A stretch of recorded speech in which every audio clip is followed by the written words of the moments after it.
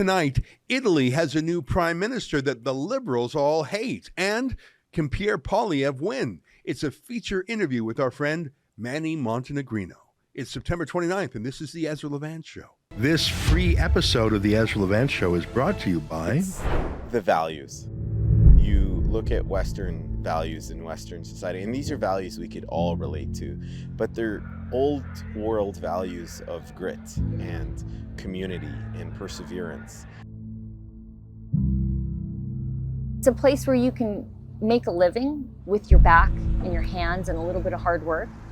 And it's a place of opportunity. And I think as Albertans, we're fiercely protective of that. The world's energy crisis has been grabbing newspaper headlines. In a nutshell, we're running short of petroleum resources and the prices are zooming upwards. My colleagues in the government and I have come reluctantly to believe that the price of oil in Canada must go up. This was Alberta. Origin of the Alberta separatist movement begins with the election of Pierre Trudeau as Prime Minister. It was a deliberate and malicious targeting of the West, which suited Pierre Trudeau just fine, just like it suits Justin Trudeau just fine. Sunny ways, my friends. Blackface. There is an actual hostile government towards Alberta. Why did your dad give everyone in Western Canada the middle finger?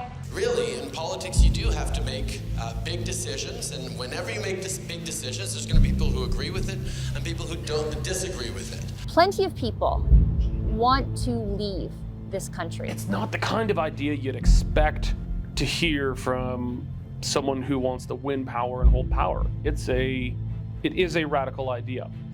And you would normalize the discussion.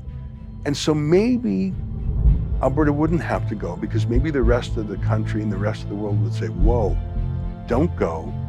Will you accept these changes instead? That's what happened for Quebec. There's no maple leafs west of the Manitoba border.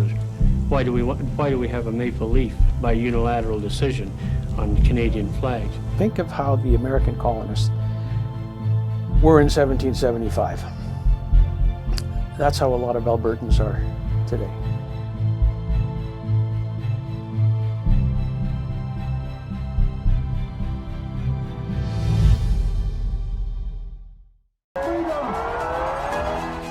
Shame on you, you censorious thug.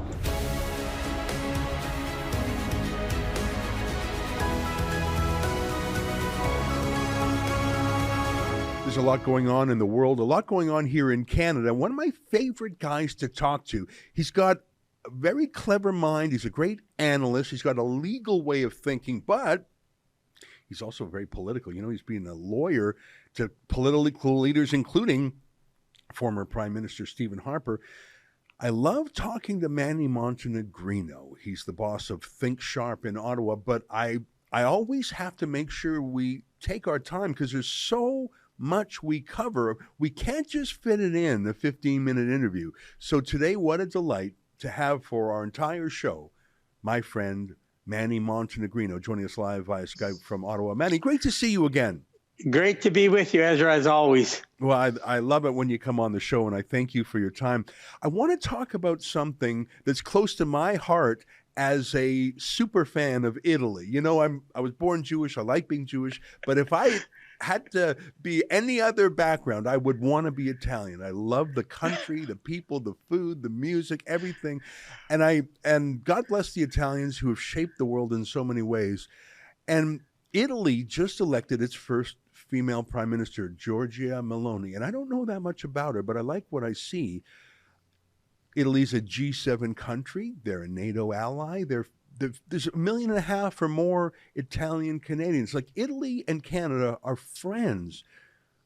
But Manny, Justin Trudeau refuses to issue even the most perfunctory congratulations to her winning. Like, she's a female leader. You'd think that would be his bailiwick, but he is treating her, he's ghosting her, he's giving her the cold shoulder.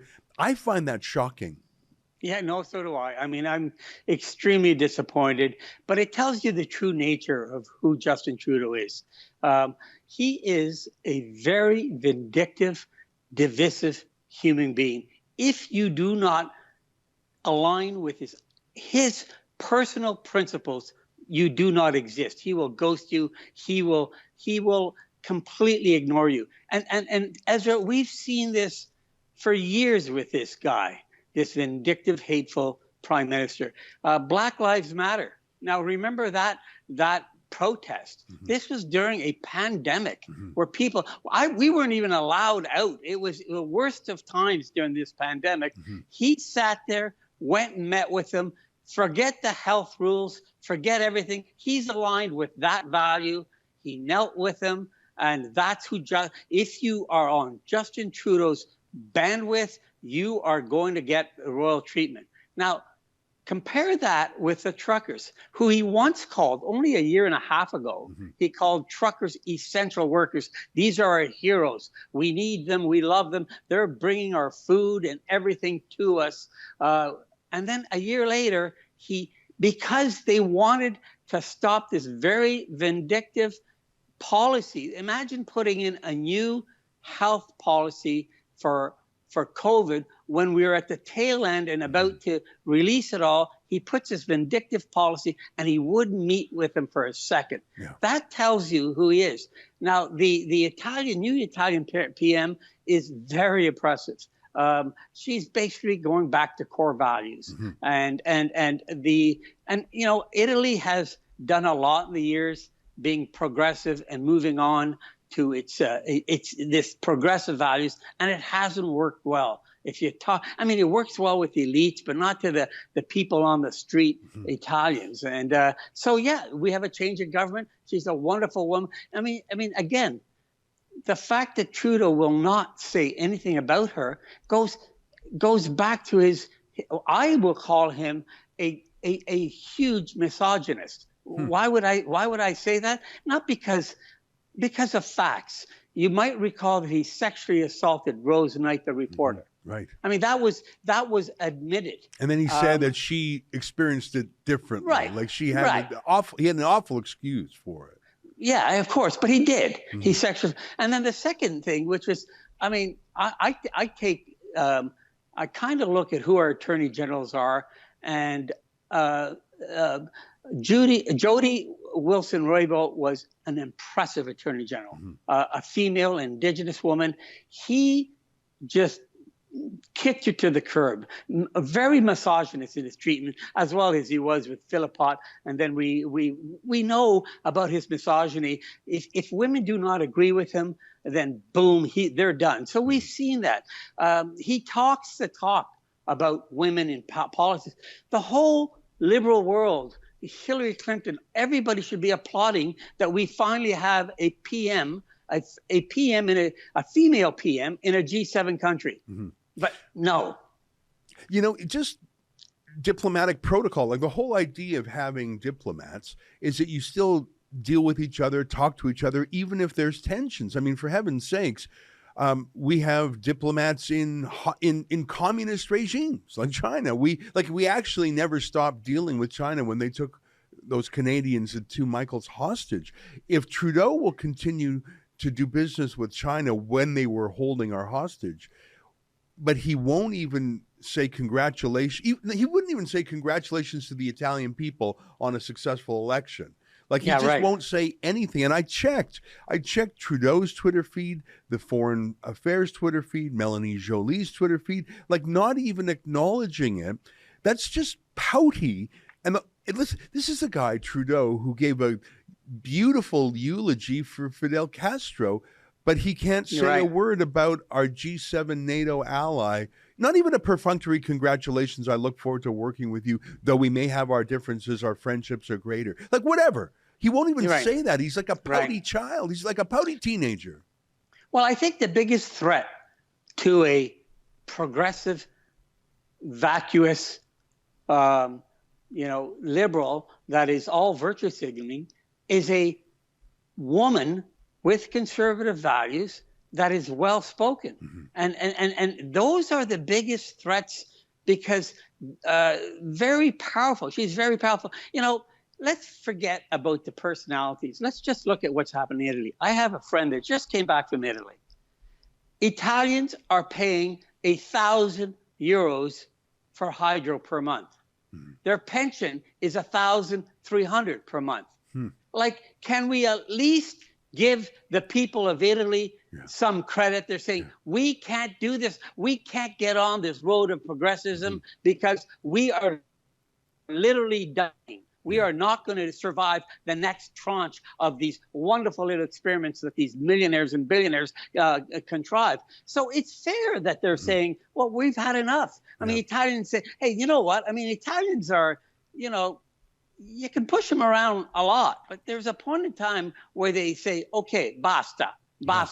And, you know, and they say enough. And so where you have the Italian people saying, we can't, I mean, you look at their whole culture is under attack. I mean, we as Canadians have to respect every other culture except the Canadian culture. Italians have to respect every other culture except the Italian culture. And I tell you, the Italian culture is a pretty damn good culture. It's got a lot. And to see it be, you know, dismantled daily, you know, Canada's culture is a wonderful culture, but we're only been around 100 years or so. To sit there and see the progressives destroying the family, you know, Dio, La Familia, you know, La Pièce. When you go after country, families, I mean, families are important to Italians. To sit there and say only 5 people can get together for Christmas on an arbitrary decision. The Italian family was under assault. So, you know, I mean, it's inevitable that they're going to ask for a new government, and it's nothing, you know, untoward.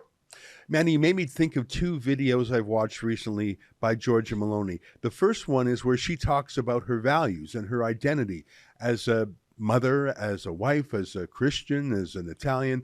And I thought this kind of strong patriotic talk would have really resonated. Now, the left called that fascism, but they denounce everything as fascism. Here, watch Giorgia Meloni really go through who she thinks she is, and by expansion, who she thinks Italians are. Look at this video. I thought it was beautiful.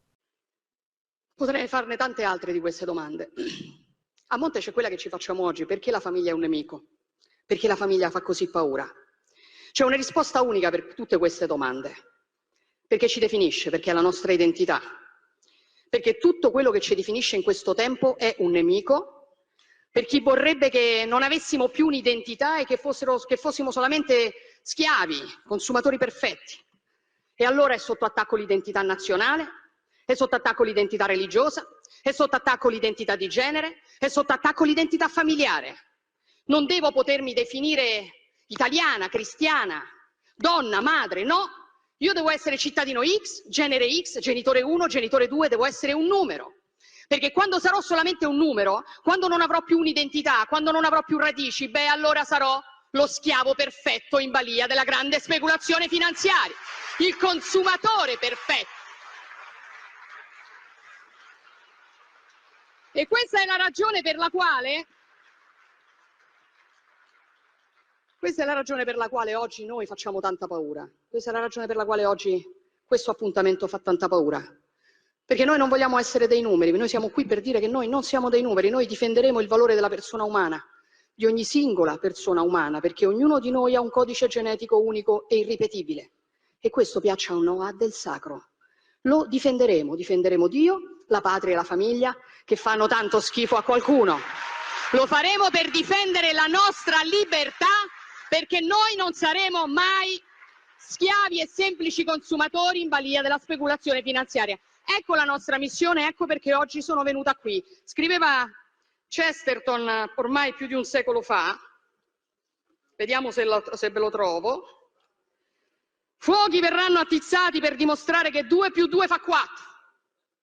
Spade verranno sguainate per dimostrare che le foglie sono verdi in estate. Quel tempo è arrivato, signori. Siamo pronti. Grazie.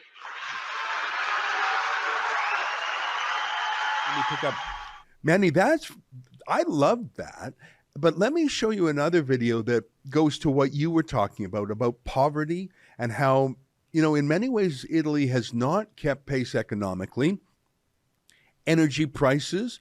Listen to her critique Emmanuel Macron and talk about how Italy's energy plans were stifled by European union bosses. Listen to this. This really resonated with me, and I'm not Italian. I could see why someone who feels like they didn't benefit from the last 20 years of globalism, why this resonated. Take a listen to Giorgia Meloni talk about the economy. Emmanuel Macron. Emmanuel Macron ci ha definiti vomitevoli, cinici, irresponsabili. E qui la stampa italiana a dire, hai visto che ha detto Macron, che siamo irresponsabili. Vergogna. Irresponsabili, Emmanuel Macron, sono quelli che hanno bombardato la Libia perché gli dava fastidio che l'Italia avesse un rapporto privilegiato in campo energetico con Gheddafi, esponendoci al caos migrazione nel quale ci troviamo. Cinici, Emmanuel Macron, sono i francesi che mandano la gendarmerie a rispedire indietro qualunque immigrato tenti di passare il confine a Ventimiglia. Ma soprattutto, perché le cose vanno raccontate come si deve, vomitevole è chi... Buono, che lo vuoi tu?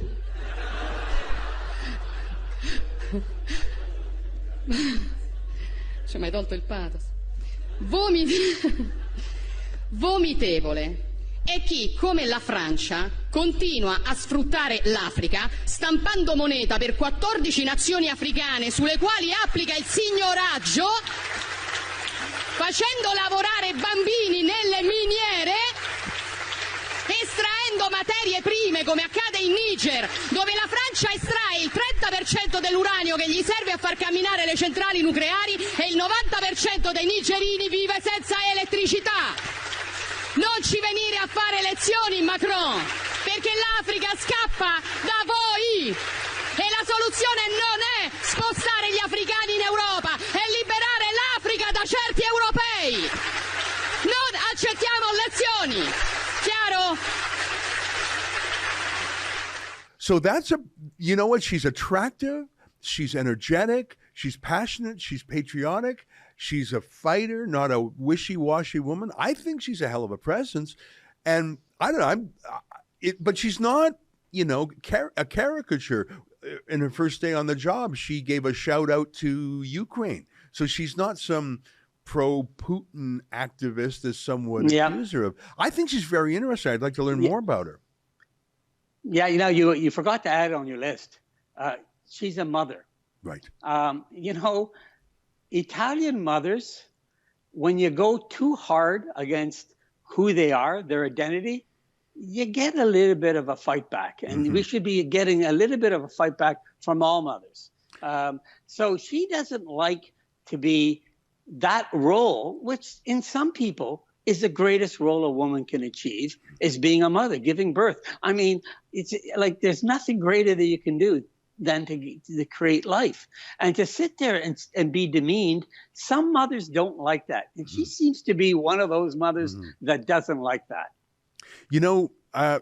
I'm enjoying getting to know her through her speeches. But let me show you something funny. I mean, I'm on Twitter. I use it to express myself, but I also use it to search things. It's got a good search engine. You can search by video. You can search by image. If you go to twitter.com and search for just the word Giorgia Meloni and search for videos, it will not give you a single result. Twitter is banning you. It's absurd. I just tried it before we came on the show here. I thought, well, let me just check. Is that really what's going on? And I tried it, and our control room boss, Olivia, tried it.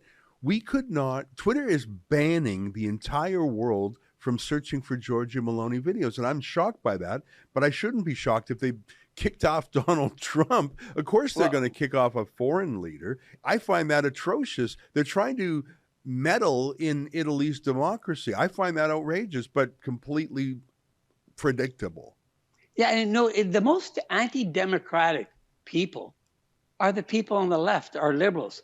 They will not tolerate. Listen, Trudeau has policies that I don't agree with. They truly hate They're vindictive. I mean, you look what's happening in the United States. They're going after Trump, using all the full force of the law. They're very vindictive people, and so they don't like and because the ideas are sound. The ideas resonate. The great irony. What made Canada great? What made America great? What made Italy great? What made a lot of these countries great are the values that she's now reinstating. Mm-hmm. I mean, when I came to Canada, it was God, country, family. In 1959, it wasn't we felt that we were a little more family Italians, mm-hmm. but Canadian families were pretty had a strong resolve. So, mm-hmm. Canada was not much different from a value system than Italy when we immigrated in '59, and now those values are gone. The family is gone. The identity of so instead of being identified to these core values, now you must identify with these liberal values that unfortunately can't meet the test of time. Mm-hmm. I mean, if you were a feminist and you said, only women should have the on their persons, well, what is a woman today? I mean, so their values, unfortunately, don't endure. And because they don't endure, they're always in crisis. I was going to ask you, when you talked about Trudeau's vendettas, I know why he had a vendetta against the truckers. They embarrassed him. Right. They caused people to wake up to the fact that not everyone was going on. It was actually a very transformative moment. So I know why he has that vendetta. But I was thinking, why does he have a vendetta against Meloni? I'm sure he's never met her. I'm sure he knows very little about her. But I don't think it's so much personal as he just despises all those things you listed. She's sort of the anti-Trudeau. He's woke. She's traditional. He's all style, no substance. She's about core values. He's a globalist who believes in shutting down carbon, shutting down nitrogen, and she's a real person who cares about the poor. That's why he's got a vendetta against her. He hates what she believes.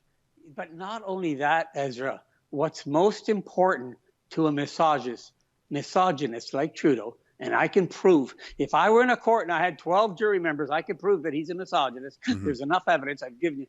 But most importantly to a misogynist liberal is those strong values, great oratory skills, wrapped up in a woman is what destroys them the most. I mean, we can go back as far as Margaret Thatcher. I mean, there's a strong conservative, like what they didn't like about her, the liberals, is that she's a woman. You can go after a man that has conservative values. You can call him a racist. You can call him a misogynist. You just make these charges. It's pretty hard to use those tried and true lies against a woman. Yeah. So they basically, the only thing they can do to stop her is to obliterate her and pretend she doesn't exist. Yeah. Because the very first, had he been a man and had he been saying the same thing, the exact same words that she's been saying, they would then run up a few women saying, oh, he was sexually assaulted me, he did this, and they would destroy him. Mm-hmm. But they can't touch her. So she's an incredible threat. Mm-hmm. Any woman, and I assure you it's going to happen. The first, we in Canada, we had our first female prime minister was a conservative. America, their first female president will be a woman, mm-hmm. and it will be a powerful person because they cannot be attacked using the same, tried and true. Oh, she's a racist. He's a racist. He's a sexist. He's a misogynist. Or and so that's why it's really the nature that the fact that she's a woman that is saying these exact words. I agree with you, and I'll give you some more examples. You mentioned Jody Wilson-Raybould, Jane Philpott. I would add to that Celine Cesar Cervantes. He really doesn't do well with women who don't obey him. But he also hates men who disagree with him. I remember the last time he had a pout over a foreign leader being elected was Jair Bolsonaro in Brazil. And now Brazil doesn't have the same close ties with Canada that Italy does. We didn't have the same immigration from Brazil. We just don't have some of the similarities. But Brazil's a very important country. It's a very large country, economically, population-wise, resources. To have that kind of a pout about major countries, it just feels so small time. I don't know if you remember this. I think this clip is from the G20, where Trudeau is looking around for anyone to make eye contact with him, and he sits down to Bolsonaro, and Bolsonaro couldn't care less about Trudeau. Trudeau wanted to shake his hand and be cool when the cameras were on, but he wouldn't even send him a letter of congratulations. Let me ask you about one last exchange. I'm going to show you two quick videos, Manny. This first one is a montage put together by the Media Resource Center in the States, which is just different American TV hosts using almost the identical language to denounce Meloni. And I tell you, Manny, not a single one of these journalists had even heard the name Meloni the day before. But now they're so certain she's a neo-fascist. They all used identical language. It was like they were reading from the same press release.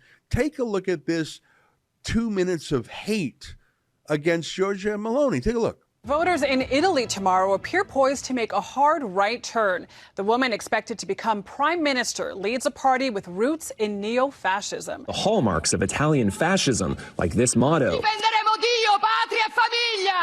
God, fatherland, and family. A far-right political party whose roots go back to post-World War II neo-fascists. Far-right political party whose roots go back to post-World War II neo-fascists. Roots in Italy's post-war fascist movement. Roots in Italy's 20th century neo-fascist movement. Meloni herself was a hardcore neo-fascist militant. Stunning because of Italy's disastrous history, the last time a hard-right party rose to power. The most far-right government in that country since Mussolini. Most right-wing government since Mussolini. Since Mussolini. A red flag, if there ever was one, says Edith Brooke, a renowned poet and Holocaust survivor. Italy about to see the country's most right-wing government since World War II. Most far-right government since World War II. Since the end of World War II. Meloni's win will probably send alarm bells throughout Europe. You know, it's alarming to a lot of people around Europe. Italy is revered for its history, but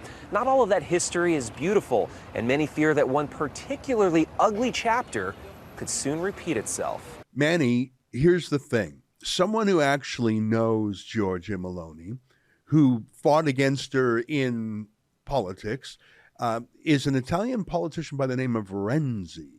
And he appeared on CNN, and CNN thought, oh, this is going to be great. We got ourselves a liberal. I'm going to set it up nice and slow, and it's just going to be Matteo Renzi. He's a former Italian prime minister, no less. So certainly no fan of Meloni. But watch this exchange. It is too good, Manny. Take a look. But personally, frankly speaking, I was against Giorgia Meloni. So I'm not the best friend. We grew up together in politics, but we are, and will be rival always. At the same time, I think that is not a danger for Italian democracy. She's my rival. I'm rival. We will continue to fight each other. But the ideas are now there is a risk of fascism in Italy is absolutely a fake news. She won election, particularly because populism a lot of times won in Italy. So they were hoping that he would say, oh, she's a fascist. He specifically said she's not a danger. She's not a fascist. She's my rival, and I'll keep fighting her. But she is not a fascist, Manny. Right. Now, you would think that would be so instructive to the fake news media. Here you have her biggest opponent, a liberal in the Italian parliament, who says nothing, in fact, says quite the opposite. She's not a fascist. She just has a different view of politics. Yeah. You would think that someone like Trudeau, someone like the fake news media would say, well, that person's probably the most credible person about her personality, and we should give him the greatest weight because he's saying nothing but complimentary stuff about her, and she's nowhere near what the media or Trudeau is trying to do. And you would think that they would at least listen to somebody who's been on the ground, a liberal like them, and saying, you know what, she's all right. She just have different values than I do, which is fine. I mean, this is what what I don't understand about the new liberal is they just hate the concept of democracy. It's all right. Canada does very well when it has two different ideas to pick from, when the electorate has two different ideas. Italy does well. We don't do very well. I mean, you look at Cuba, you look at China, they don't do very well when they have nobody to pick from. So if liberalism works when conservatism fails, conservatism works when liberalism fails. And if you keep pushing that stone, we become a great country. To sit there and to demonize one half of the population, one half the ideas, it is just repugnant. Yeah, that's right. That was the other point Renzi made, is she just won an election. I mean, she didn't have a coup. She didn't have a putsch. It's quite something. This free episode of the Ezra Levant Show is brought to you by...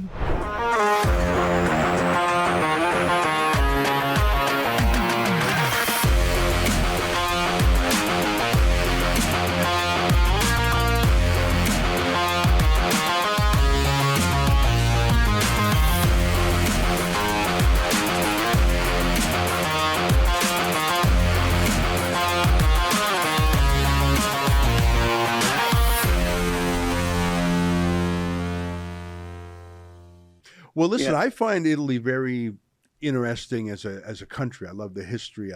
It's a wonderful place for a vacation. There's so many things to like about it, but I'm going to study their politics more closely if I can, if I'm ever allowed to search for videos from Giorgia Meloni. Apparently Twitter thinks that's too risky. I can't handle that.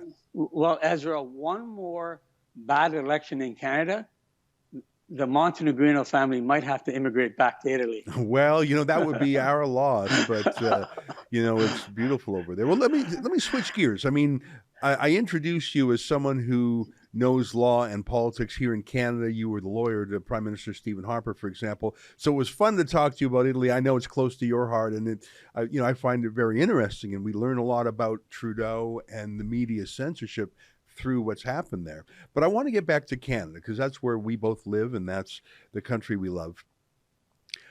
I am cautiously optimistic about the new leader of the Conservative Party of Canada, Pierre Poilievre. And we haven't had you on since he became leader of the party. And I must say he won with a great majority on the first ballot, 68% and change. On a ranked ballot, first ballot, that really took the air out of the balloon for those who would say, oh, the party's divided. This isn't a party we know. No, it shows. And he won in almost every single district in the country. I think he won more than 99% of the districts. So a strong win. Give me your thoughts. I'll just stand back. Why don't you riff on Pierre Poilievre for a while? Well, I'm so excited. I know Pierre personally. I can tell you that he is extremely impressive, extremely knowledgeable. And there's one thing that Pierre, obviously Stephen Harper, in my opinion, was the best prime minister we ever had. But I think Pierre will do better.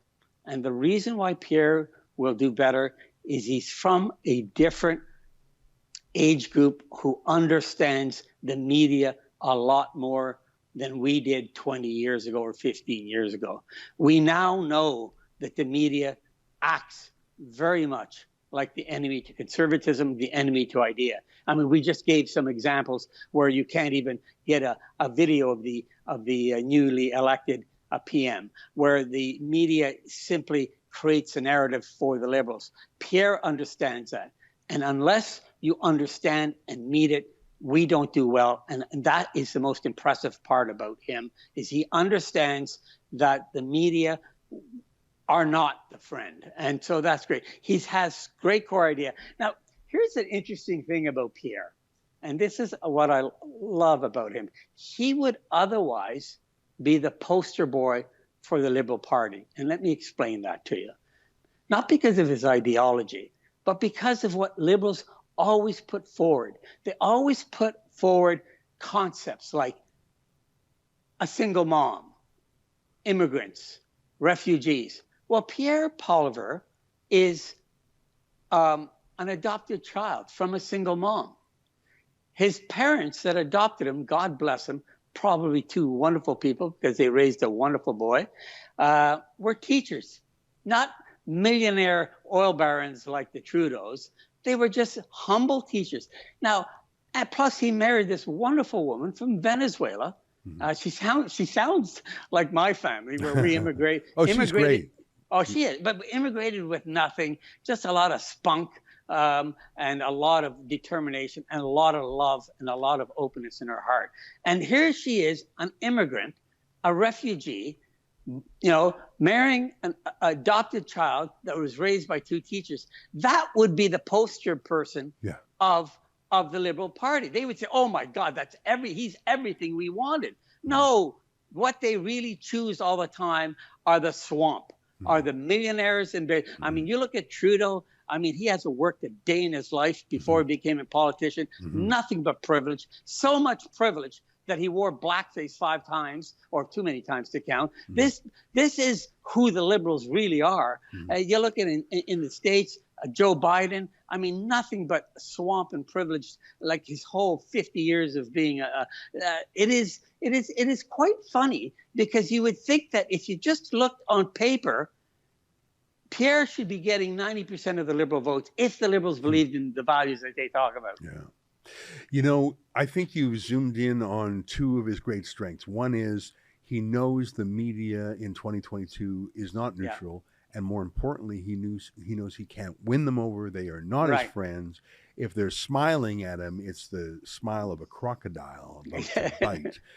I think you're so right on that. And I think we should talk a little more about that. But the second thing, and this is what hit me when I was there on that leadership night, because I'd seen little snippets of his wife. I think her name is Anaida. I had never really heard her give a speech, and she can give a speech. Not only is she eloquent, her substance. Here, let me just play a little clip of her election night speech. She is a secret weapon, Manny. Take a look at this.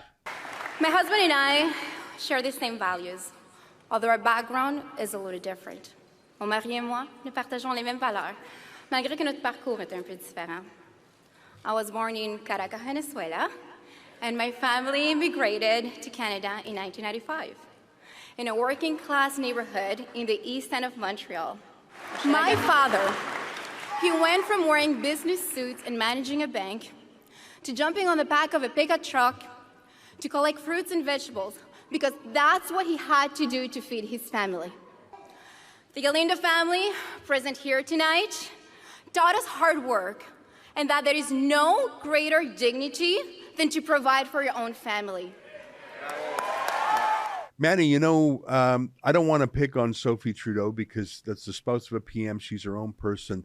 She was touted as a media personality in her own right, but very quickly they pulled her out of the public sphere. She doesn't say a lot in public. She just isn't strong for a number of reasons, and I really am not picking on her, by the way. Right. But it's clear that Pierre Poilievre's missus is going to be a significant part of the campaign to reach out to new Canadians. I think she would probably be described as a visible minority. I think that she will be a secret weapon, and she will be deployed, and I think she will have great success. And by the way, all of a sudden, Justin Trudeau looks not old, but let's just say he doesn't look young anymore. He's 50, almost 51, and Poilievre and his wife are half a generation younger, and they feel younger.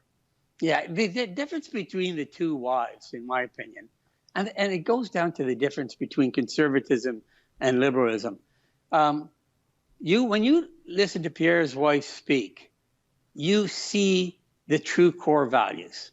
You see that she's actually lived the values, and when she speaks, there's authenticity and credibility to her words. That's why she's a powerful speaker.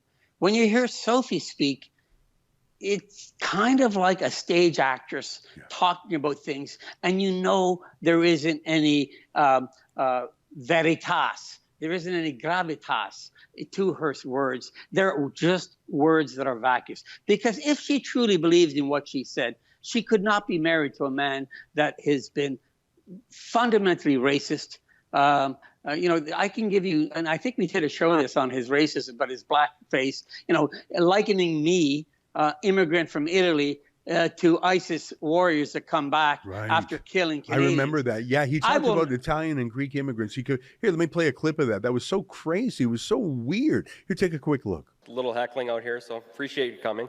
I just want to know how your stance on ISIS is going to help Canadians in any way. I need to know how you're going to protect future Canadians, like my young daughter, and 10, 15, 20 years from now, when you're letting people in with an ideology that just does not conform to what we're doing here. So, I'd really like to know what your take on things. Absolutely. No, I think that's gives me an opportunity to talk about first of all, the fact that one of the reasons Canada is successful as a country is because we have been open to people fleeing persecution, fleeing war zones, looking for a better life for themselves and their kids. That's been the story of this country from the time the first European settlers came to be received by Indigenous people. People were fleeing conflict, poverty, difficult situations, and came to Canada to build a better life for themselves. And successive waves of people have in every different time, and every different wave. And when we welcomed in waves of refugees, whether it was the Ismaili refugees in the early 70s, whether it was the Vietnamese boat people in the early 80s, whether it was people fleeing the devastation of the Second World War from Southern Europe in the 50s and 60s, the Italian communities, the Greek communities, the Portuguese communities, and others, our country is so much the better for it. And there is a sense at one point that, okay, maybe now that's enough. Maybe we have just about all the diversity we can handle and we shouldn't have any more. Well, I can tell you, when Italian families settled in Montreal in the post-war years, they faced terrible discrimination and people who pushed back at them and said, no, you don't belong here, you don't speak English or French. Every wave of immigration has faced pushback because of how they dressed or how they sounded or what their belief was, what their religion was.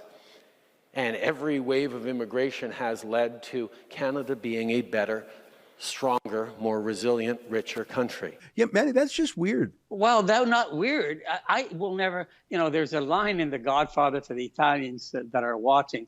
And The Godfather, they're from my home village, so we have a dialect. And he says, "Non mi scordo mai." And that means, I will never forget. And when he made that parallel to my father, it brings me to tears. This man that gave up his land, his language, his culture, because his family was dying in Italy after the war, gave up everything, came here, worked hard, broke his back in construction, raised 5 beautiful boys, always contributed to society, never even saw the shade of the law, never and loved Canadian values. To liken him to an ISIS fighter who went and tried to kill Canadian troops and come home is something I will never forget. This man is racist. Trudeau has no concept what values are, what people are. He just judges them by either their skin color or they came from a different place, so they must be the same person. So that's the difference. When you listen to Sophie, I sit there and go, nothing she says is true. Because why are you married to a racist? Why are you married to a sexist? Look what he's done to women. Look, he sexually assaulted a woman and basically blamed the reporter that she didn't quite understand that wasn't sexual assault. And how does a wife accept that? So Sophie has to deal with a lot of things, but that's the liberal way. You basically have to deal with things that you say you believe, but you really don't believe. But you see the veritas from Pierre's wife when she speaks. She's telling the truth. Yeah. Well, I was impressed with her. Now, let me ask you a few quick questions. I remember when Stockwell Day became the new leader of what was then called the Canadian Alliance, and he had some pizzazz, and he was a bit of a media sensation. And Jean Chrétien, being a wise old hound, thought, well, let's go to election quick. Let's define this guy, get him before he's really got a grasp of it. Now, Stockwell Day got a few more seats. If memory serves, he added, 6 or so seats to the count. But Chrétien moving fast certainly wobbled Stockwell Day. Do Absolutely. you think that Justin Trudeau and his brain trust are saying, we got to move quick before Pierre Poilievre defines himself? We got to move quick before the economy goes into a recession. Let's have an election quickly. What do you think? I think you're absolutely right. He has to do it. I mean, he's probably getting advice because it's going to get worse and worse because we're going to see the strength of Pierre. The only difference is nobody knew who Stockwell Day was when Stock had a run at it. Well, there are two differences, Ezra, two major differences. The media defined the politician back in the day. The liberal fake news media always defined. I mean, I can't tell you how many David Dukes were described as conservative leaders. I mean, you know the story with Preston Manning. I was first to meet him in Ottawa, and I remember reading the Globe and Mail headlines. This is back in 1991, 92. The David Duke of the North described him. Yeah. And I am, an immigrant, an Italian, a managing partner of a national law firm, sitting behind Jean Chrétien's desk. And I want to meet this guy. And I was just so afraid. What if the media was true? Yeah. And I knew, the kind of spider senses in me said, they're liars. I met Preston Manning, the nicest one of course now he's loved, but that's what the media does. It just describes. So they did the same thing with Stephen Harper, and they did the same with Stockwell Day. It's good. Two things. They can't do it with Pierre because Pierre's been around a long time, but also Pierre knows how to fight the media.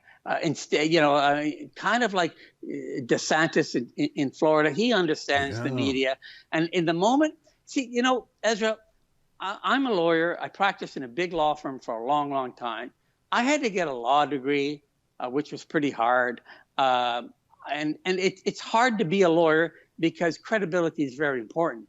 The media, the general media, there's no requirement, no test. You just become. And the credibility for the media, now this is a profound statement, only exists because others give them credibility. Right. And once you strip away that gracious granting of credibility, these people are pretty base and pretty normal and pretty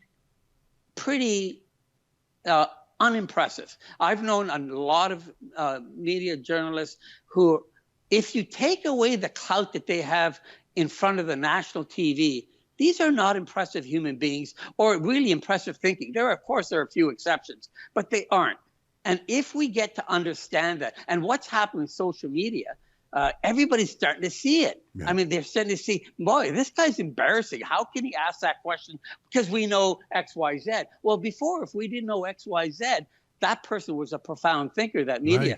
Right. So really, the moment we strip away the credibility from these people that are building a narrative that is not reported in the news. I mean, in my opinion, the media have the greatest job, and they have probably the most important institution in a free democracy.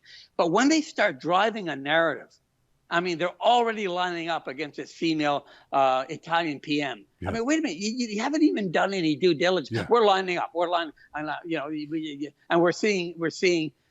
So the moment you stop giving these people credibility and you question them, like Trump started questioning, when he started questioning, they folded. DeSantis started questioning, where are you getting that premise from? Yeah. Most people think that X, Y, Z. Well, where's your study? And then they fold. Yeah. And so once you start removing the credibility that they get by nature that we're a polite society, we don't want to sit there and be unpolite. The media really is stark naked. Yeah. And I think Pierre understands that. Let me add two things to what you just said. The first is, on his leadership election night, his campaign manager, Jenny Byrne, came up to us and said, just so you know, Pierre Poilievre's not going to be doing any interviews tonight with any media. So Rebel News, don't take it personally. I like the fact that she came over to say that. But I thought that was an excellent move because she knew that she could craft the message that he wanted to get out there. And he's so good, those little videos. Yeah. Like he just does like a 3 minutes on that or 5 minutes on that, and they're sort of fun, folksy tales. Sometimes he'll talk about a coin. He'll talk about an old wooden barn. I mean, Right. he's got he's a good talker, and Right. he knows he can get hundreds of thousands of views that he controls on Facebook or Twitter or YouTube. He doesn't have to submit to the CBC to get the word out. Right. And you know what we saw? I'm amazed of President Trump, who probably was the greatest Twitter user out there. Yeah. That man understands the media. I mean, he's been in it. He had a #1 TV show. So his major skill is understanding energy and media and so on. So he knew, and that's why Twitter was so important. He was getting out more messages than the $1 trillion, legacy media out there. He was getting his message out. That's why he's off Twitter, because it was so effective. Yeah. I think Pierre understands that. I look at my kids. I'm still stuck on CBC nightly news because I'm old, but I also do other social media research. My kids don't even know what CBC is. They get their news from somewhere else. Mm-hmm. They don't, and my kids aren't even. They're old now. They're almost 40. But so think about that next generation underneath, the 20-year-olds. They're not getting anything from the legacy media. Nobody watches it. Yeah. So their influence is less and less. And because their influence is less and less, they've become more militant in their narrative more and more, just to keep that last, 60-year-olds, watching, subscribing to their views. So there's a neat thing happening. Information is broader. People are getting informed different ways. And the once entrenched legacy media doesn't have a stranglehold on what is the truth. Manny, it's great to catch up with you. I enjoyed our talk about Giorgia Meloni, and it's interesting to talk about Pierre Poilievre. Meloni, the polls showed that she was destined to win, and the polls were correct. I think that the polls are showing that Pierre Poilievre has a real chance. I was going to ask you, can he win? But I'm sure you agree with me. Of course he can. Yeah. I want to ask you a bolder question. Do you think he will win? If you had to make a prediction today, will Pierre Poilievre beat Justin Trudeau in the next election? Absolutely. There isn't a question. And the reason why I say that, it doesn't have to do with Pierre Poilievre. It doesn't have to do with Justin Trudeau. Just talk to a Canadian, any Canadian. We're looking, I cannot believe, like Ezra, this runs deeply with me. I cannot believe that Canada's healthcare system is collapsing. We basically, we're almost third world in our healthcare. I cannot believe that we can't afford to fill up our tanks. I cannot, the average Canadian is saying, what price do we pay for Trudeau's vanity projects? I get it. Trudeau's a multimillionaire. He still flies to his trips. He still gets to do exactly what he wants. But the average Canadian we're taking our food prices are going up. We're now going, we've done the Liberals have done a job of destroying the oil sands and oil industry in Canada. Think about if we had a different mindset and we said, you know what, China is still buying all its oil. Oil is there are 8 billion people on this planet. 1 billion has decided, which is what I call the basic, the white colonialist countries have decided, well, we've had enough with fossil fuels. Let's move to something else. We're rich. We can do it. But there are about 7 billion people on the planet, China, India, Africa. They're saying, yeah, nice talk, guys, but we want to just get out of poverty. Yeah. We need these cheap fossil fuels. You know what? Because we're dying. Yeah. Our mortality rate, our lifespan is 56, 60 years old. We kind of want to be with you, where you were, and fossil fuels are doing it. So the most racist thing, in my opinion, most greatest racist movement that there is in the world today is the global warming narrative. These people. So imagine if Canada and not Russia, Saudi Arabia, and other oil-produced nations produced oil, very environmentally sound, ethically, and all that, and we were putting out the oil. There would be no war in Russia. There would be no war in Ukraine. Zero. Putin doesn't have the money. Right. You know, that's an important statement. We would not have, now, Ezra, this is personal. I'm a golfer. We would not have the Live tournament. Now, I don't know if you know what that is. You don't know what that is. Oh, well, some of your viewers would. But we wouldn't have Saudi Arabia putting $1 billion to compete with the PGA. Oh, right. Yeah, you know, yeah. right, yeah. So, I mean, like Canada would actually we would have a decent pension for elders. Yeah. Well, you're talking about ethical oil. You know, our oil is superior to conflict oil. Oh, you're preaching the choir here, my friend. So people are starting to see that. They're starting to say, like, so it's not a Pierre Poilievre or a Justin. It's like, can you give me back some of my life that I want to enjoy a bit? I'm prepared to be progressive and help people, but not to the extent that puts me to my knees. Yeah.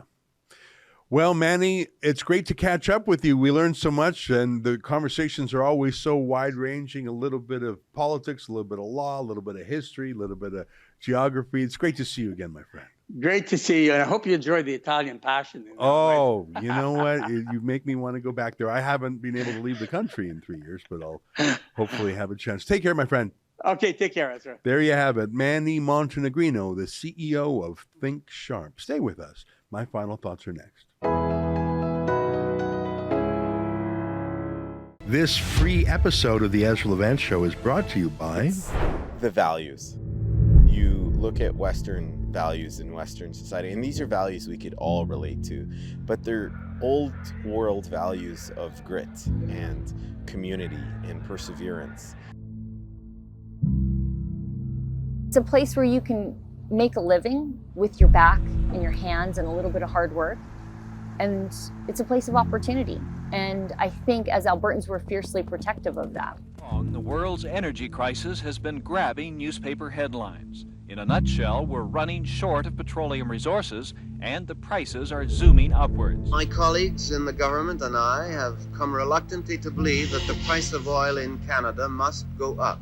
This was Alberta. Origin of the Alberta separatist movement begins with the election of Pierre Trudeau as Prime Minister. It was a deliberate and malicious targeting of the West, which suited Pierre Trudeau just fine, just like it suits Justin Trudeau just fine. Sunny ways, my friends. Blackface. There is an actual hostile government towards Alberta.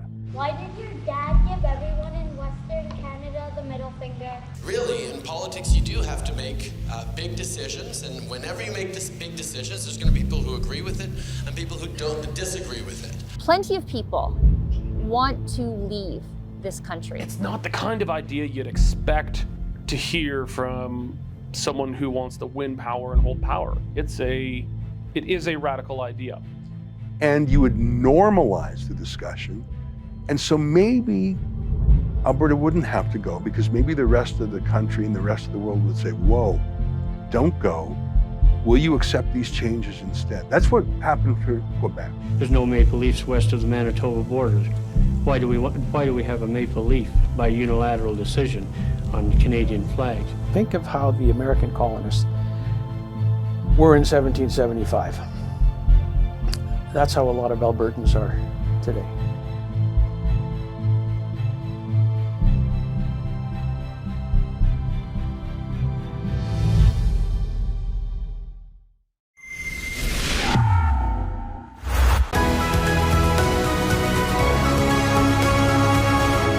Well, it's always great to catch up with Manny. I'm excited by Giorgia Meloni because it tells me that it is possible for a thoughtful conservative populist to win in Europe, despite censorship from social media giants. I know that in France, Facebook and Twitter and others have really worked hard to prop up Emmanuel Macron. They've tried that in other parts of Europe too. I'm glad to see some parts can punch through, because boy, the stranglehold of communication these days is powerful. Of course, Justin Trudeau wants to throttle our internet here too. I think Manny's right about Pierre Poilievre. I believe he can win. I believe he will win. Of course, I don't want to be held to that. You never know what's going to come up. And of course, Pierre Poilievre's greatest opponent is not the Liberal Party. Never was. It was the media party, and they are out for blood. Well, that's our show for today. Until tomorrow, on behalf of all of us here at Rebel World Headquarters, to you at home, good night, and keep fighting for freedom.